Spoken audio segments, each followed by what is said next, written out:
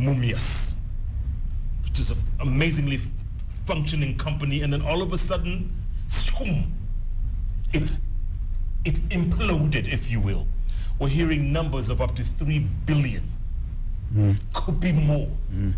PLO, what is wrong with this picture? Now, Mumias is no longer, right? There's no more Mumias. It's shut down. And the government wants to revive it for another billion? Absolutely. For another 5 billion. You know, I've always said that if you are a good manager, you are not successful until your successor succeeds. That is the way it is. If you leave and the institution that you presided over collapses, it means that it was built on quicksand.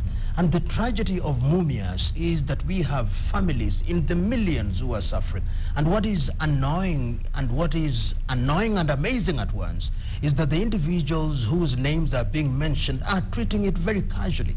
And yet these individuals whose names we cannot mention for legal reasons here, but who know themselves, are some of the wealthiest people in this country. So if you are to ask and to trace this money, you'd possibly discover that the wealth of Mumias has been transferred to individual pockets. And what one expects and what I desire to see is that Mumias will be a test case not only of successful prosecution, but successful recovery of the monies that have been migrated from the company to individual pockets. And that must happen. And I'm very happy with one individual called Washiali, who I think is the member of parliament in that area. I hope that he does not succumb to the forces that are being arrayed against him, that he stands out and insists that if there is no public prosecution, he mounts private prosecution and seeks to recover the wealth of these individuals who have destroyed families and have destroyed an institution and a company that was one which would have helped this country in many ways. Rob, Agriculture Committee was alleged to have been paid more than 100 million shillings to doctor reports about Mumias. First, they are supposed to have discussed or tabled before Parliament their reports about 3 weeks ago. The whole country was looking forward to that with anticipation. We don't know what went wrong. Suddenly we started hearing of 4 million. It shot up to 60 million. It shot up to 100 million. And yesterday we saw some very nasty exchanges. And the exchanges were not that you ate.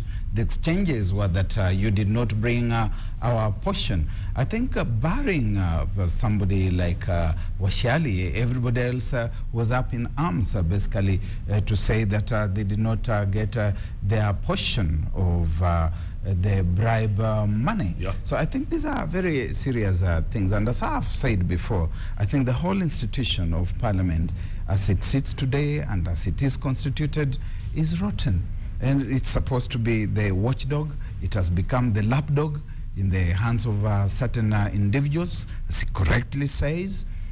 A whole sub-economy rests upon Mumias.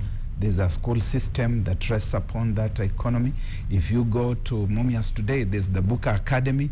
It's possibly going to close down, or maybe it's going to be sold to some individual.